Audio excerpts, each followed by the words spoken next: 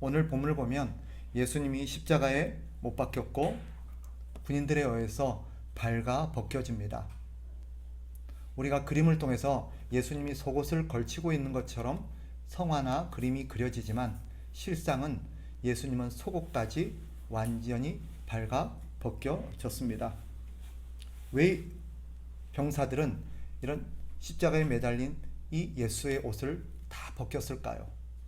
사실 예수만 그렇게 한 게 아니라 함께 매달렸던 두 강도도 사실은 옷을 다 벗겼습니다. 그들이 이렇게 했던 것은 죄인들에게 수치감을 주기 위해서입니다. 죄는 수치스러운 결과를 만들어냅니다.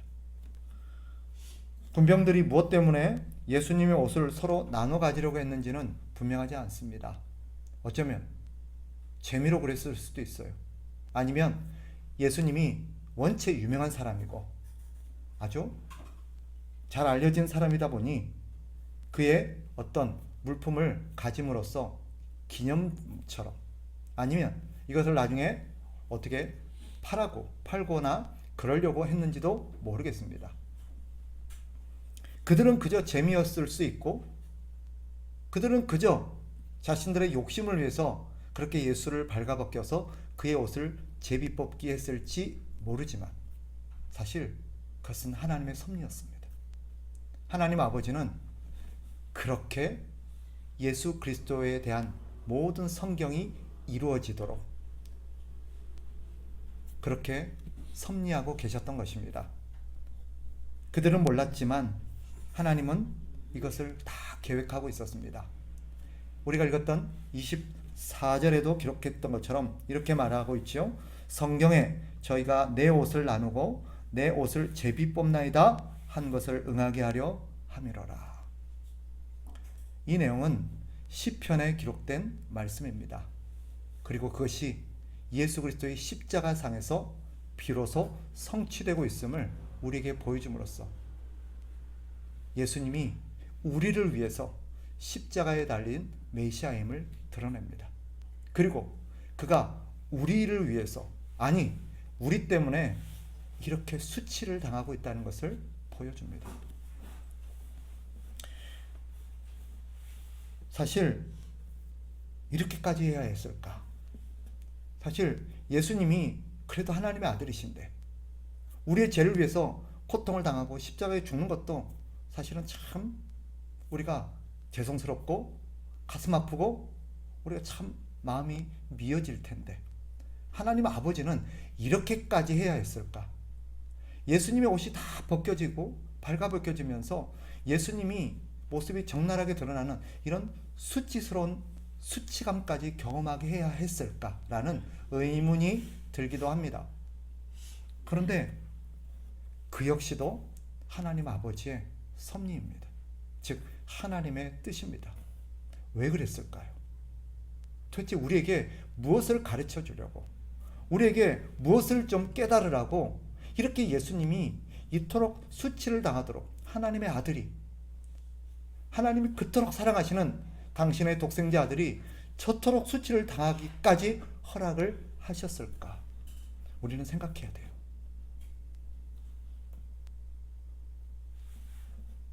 예수님이 십자가에서 오늘 본문에는 소개되어 있지 않지만 고통스럽게 하나님 아버지를 향해서 울부짖었습니다.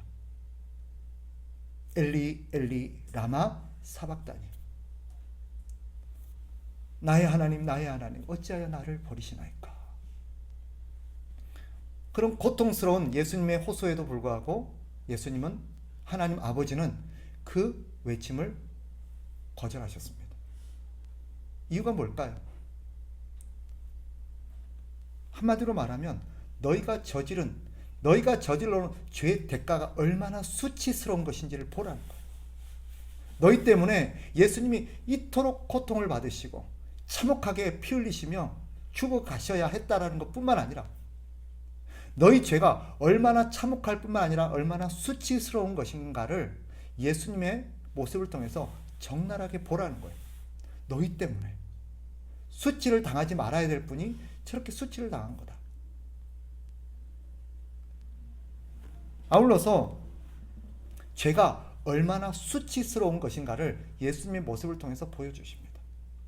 여러분, 예수님의 발가벗겨짐, 사실 그 자체로 얼마나 수치스러운 것일 수 있겠습니까? 그런데 하나님 아버지는 예수님이 발가벗겨지는 이런 수치를 통해서 죄가 만들어낸 죄의 결과가 얼마나 수치스러운가를 우리에게 상기시킵니다. 죄는요, 수치를 만들어냅니다. 그래서 죄를 짓게 되면 보세요. 여러분이 매스컴에서 수많은 죄인들이 매스컴에 등장하는 모습을 보게 될 겁니다. 그죠? 그리고 그들이 거기서 인터뷰를 할 뿐만 아니라 뉴스에서 그들의 죄가 낱낱이 드러나고 밝혀진, 즉 그들의 죄상이 낱낱이 발가벗겨지는 그런 모습을 통해서 우리는 무슨 생각을 느낍니까? 또 그 매스컴 상에 서 있는 그 죄인들은 어떤 마음을 느끼겠습니까? 수치스럽지요. 여러분 생각해 보세요. 여러분이 아무에게도 들키고 싶지 않고 아무에게도 알려지지 않기를 바라는 그 여러분의 죄가 이 공개석상에서 많은 사람들 앞에서 낱낱이 드러난다면, 만약에 죄가, 목사인 제가 저지르지 말아야 될 죄를 저지르고 하지 말아야 될 짓을 함으로써 그 죄가 숨겨지지 않고 성도들에게 낱낱이 드러나게 된다면, 김경신 목사가 바람을 피워서 아주 성적으로 문란한 짓을 저질렀다. 김경신 목사가 온갖 사기를 치고 다니면서 많은 사람들을 피해를 양산했다. 김경신 목사가 도둑질을 해서 남의 물건을 훔쳤다. 김경신 목사가 알고 봤더니 폭력적이고 욕을 했었고 온갖 술과 도박과 온갖 음란한 짓은 다 하고 있었더라 라는 사실이 다 낱낱이 드러나고 밝혀진다면 어떨까요? 옷이 벗겨지는 것 못지않게 수치스러울 겁니다. 죄가 그런 거예요. 죄가 그런 거예요. 십자가에서 발가벗겨지시는 예수님이 당신의 온몸을 통해서 우리에게 외치는 메시지는 무엇입니까? 죄가 이런 거다. 죄가 이런 거다. 죄는 이토록 수치를 당하게 되는 거다. 내가 지금 너희가 받아야 될, 너희가 당해야 될 수치를 내가 받고 있다.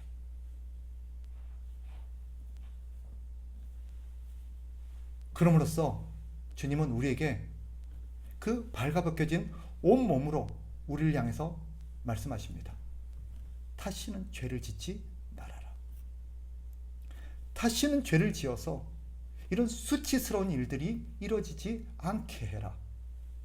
그리고 내가 너희 대신 수치를 당하고 내가 너희 대신 고통을 받고 내가 너희 대신 죽었으니 너는 내 죽음을 발판 삼아 내 수치를 디딤돌 삼아 새 삶을 살아라. 새로운 인생을 살아라. 지금처럼 살지 마라. 지금까지 살아왔던 그 삶을 다시는 그렇게 살지 마라 라고 우리에게 말씀하시는 것입니다.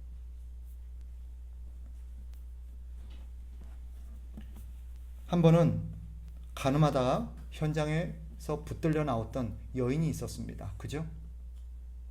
많은 사람들이 돌을 들어서 그 여인을 죽이려고 했을 때, 돌로 치려고 했을 때 예수님이 그 여인을 맞고 서서 뭐라고 말씀하셨어요? 너희 중에 죄 없는 자가 먼저 돌로 쳐라. 모든 사람들이 그 현장을 떠났고 예수님과 그 여인만 남겨진 현장에서 예수님은 여인에게 말씀하셨습니다. 가서 다시는 죄를 짓지 말아라. 예수님이 막으신 것은, 예수님이 그 여인을 온몸으로 막아서신 것은 뭐 때문이에요? 그 여인으로 하여금 가서 다시는 죄를 짓지 말게 하기 위함이었습니다. 가서 이제는 이렇게 살지 말고 새로운 삶을 살아라. 새로운 인생을 살아라. 거룩하고 깨끗하게 그렇게 살아라라고 우리에게 말씀하시는 것입니다. 말씀을 정리하겠습니다. 그러니 오늘 예수님께서 이 발가벗겨지는 수치스러운 현장에 서 있는 우리가 그 예수님의 모습 속에서 우리는 어떻게 살아야겠습니까? 어떤 생각을 가지고 어떻게 사는 게 마땅하겠습니까? 여러분, 우리 주님이 말씀하셨듯 그 여인에게도 말씀하셨고 십자가상에서 온몸으로 우리에게 항변하셨듯이 다시는 죄를 지어서 수치를 당하는 일들이 없게 합시다. 여러분, 우리가 죄를 지으면 우리도 수치를 당하지만 우리가 섬기는 우리 주, 우리 하나님, 우리 주 예수님이 수치를 당하십니다. 저는 그런 현장을 많이 목도했습니다. 여러분도 그러셨잖아요. 여러분도 그런 걸 많이 보시고 괴로우셨잖아요. 저 사람이 그리스도인이라고? 저 사람이 교회를 다닌다고? 저 사람이 집사라고? 내가 그래서 교회 안 다녀. 하여튼 교회 다니는 것들 난 진절머리가 나. 쟤들 위선자야. 얼마나 수치스럽습니까? 그런데 우리 주님이 그 수치심을 온몸으로 짊어지시고 우리에게 말씀하십니다. 다시는 가서 죄를 짓지 말아라. 우리가 다시 죄를 지어서 수치를 당한다면 예수 그리스도의 은혜를 헛되이 만드는 것입니다. 다시 죄를 지음으로 또다시 우리 주님을 수치스럽게 해서는 안 될 것입니다. 그러니 우리는 어떻게 살아야겠습니까? 주님의 은혜를 기억하면서 나를 대신해서 온몸으로 수치를 받아내신 그 주님의 은혜, 그 주님의 사랑, 그것을 생각하면서 감사하며 살아야 되지 않겠습니까? 그리고 우리 주님이 우리에게 그토록 기대하시고 우리 주님이 우리에게 그토록 바라셨던 그 삶을 우리가 살아내야 되지 않겠습니까? 가서 여러분, 이 문을 들어올 때 우리는 예수 그리스도의 발가벗겨진 온몸의 현장으로 보기 전의 삶과 이제 그 현장을 말씀으로 목도한 우리가 같은 삶을 살아서는 안 될 것입니다. 이제 이 문을 나선다면 우리는 새로운 삶을 살아야 될 겁니다. 우리 주님이 온몸으로 받아내신 그 수치를 디딤돌 삼아서 우리는 가서 정말 우리 주님이 원하셨던 그런 삶을 살아내시기를 바랍니다. 그리고 우리 주님을 기쁘시게 합시다. 우리 주님을 자랑스럽게 합시다. 그리고 우리 주님이 우리를 통해서 참 흐뭇해 하시고 보람을 느끼는 그런 삶을 살아냅시다.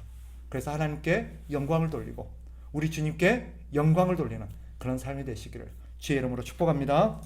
아멘.